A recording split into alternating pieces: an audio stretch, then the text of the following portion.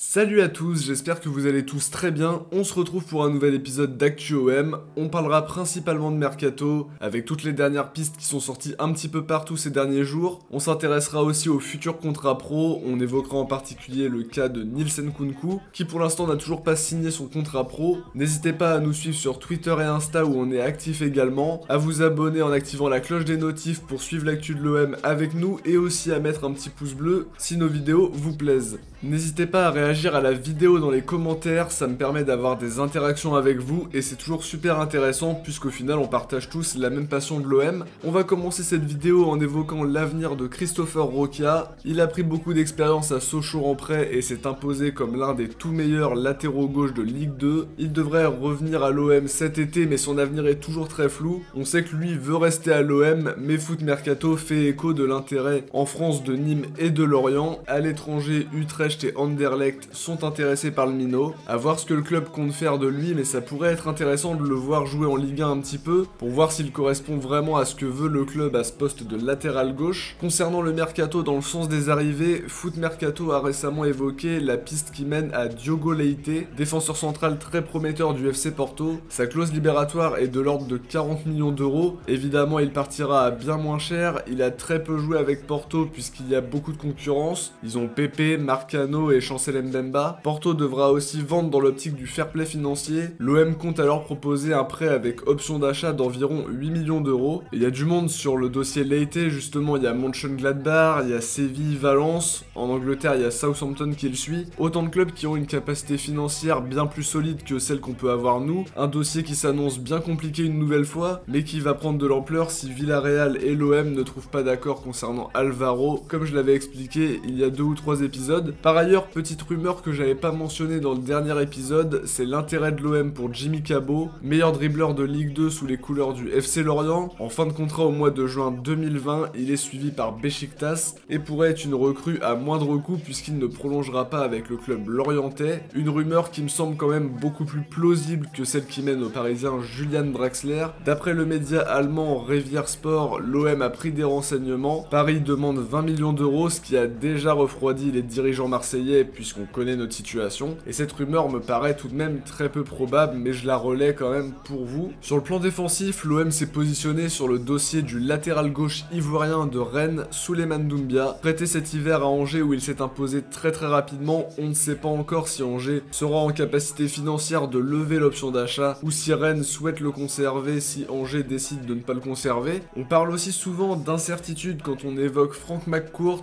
Beaucoup disent qu'il compte vendre le club dans un avenir proche ou à moyen terme. Le propriétaire de l'OM a confirmé qu'il se voyait à la tête du club dans les années à venir, en rappelant dans le communiqué de l'OM le chemin parcouru en 4 ans entre la finale d'Europa League et le très récent retour en Champions League, pour montrer qu'il y a eu de l'amélioration dans la situation du club depuis l'arrivée de ce nouvel investisseur. On a eu aussi le droit à un beau message de Villas-Boas qui a remercié tout le monde pour cette belle saison. Je vous invite à aller faire un petit tour sur son compte Instagram, c'est assez émouvant et ça ne fait que renforcer tout le bien qu'on pense de ce coach et de son travail cette saison. D'après l'équipe, 3 joueurs font figure de candidats au départ. On parle de 3 valeurs marchandes assez élevées qui pourraient bien aider l'OM qui est dans une situation financière assez délicate avec un déficit de l'ordre de 90 millions d'euros. Chaet Sarr qui a une belle cote en Angleterre pourrait être sacrifié, tout comme Morgan Sanson et Bounassar qui pourrait rapporter une jolie somme. Par contre, on parle quand même de 3 joueurs super importants dans l'effectif et attention, surtout très attention, à garder une bonne ossature pour la saison prochaine. Dernière rumeur Mercato avant d'évoquer la situation des jeunes du centre de formation, Mbaye Niang qui avait déjà déclaré être flatté de l'intérêt de l'OM, de ne pas y être insensible si une offre se présentait cet été. Dans un live Instagram cette nuit aux côtés de Mehdi Benassia et de Sad de la Funky Family, il a dit beaucoup de bien de l'effectif marseillais, beaucoup de bien de Germain,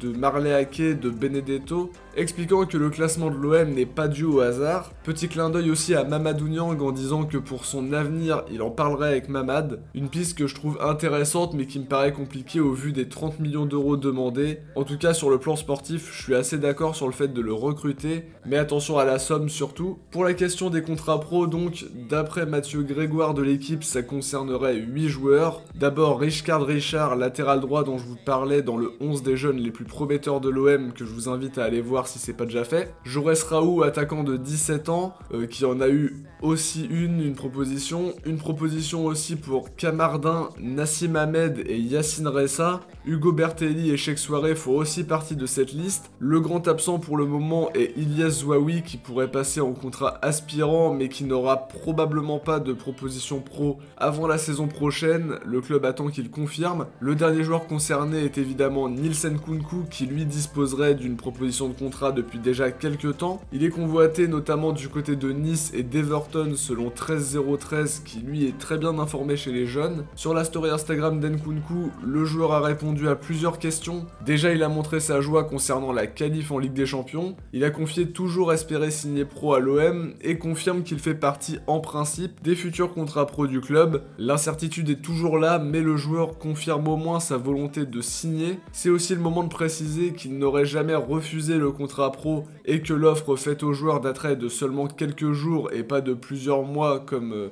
indiquaient plusieurs médias. Sur ce sujet, on n'a pas énormément d'infos, donc la prudence est de rigueur. La Provence confirme en tout cas pour les 8 contrats pro que j'ai cités précédemment, en ajoutant même que les négociations vont débuter la semaine prochaine, notamment sur le volet financier. On espère un dénouement intéressant pour le club. Par ailleurs, beaucoup se demandaient sur ces joueurs-là, mais Tom Moustier, Fabio Vanni et Salim Rachidi n'ont pas de contrat pro pour le moment. Ils vont passer par la case de contrat stagiaire a priori, qui est la dernière étape avant un contrat pro. Certains joueurs, eux, seront libérés selon la Provence, comme Mohamed Bedfredj, Geoffrey Agbolossou, Tony Vives et le jeune Zachary Iskay, qui lui avait pourtant impressionné en pré-saison, comme quoi tout va très vite dans le football. En tout cas, voilà pour le tour de l'actualité de l'OM, c'est déjà la fin de cette vidéo. J'espère qu'elle vous aura plu, n'oubliez pas le petit pouce bleu, c'est super important pour le développement de la chaîne. On se retrouve très vite pour une prochaine vidéo. Merci à tous d'avoir visionné celle-ci. Ciao, portez-vous bien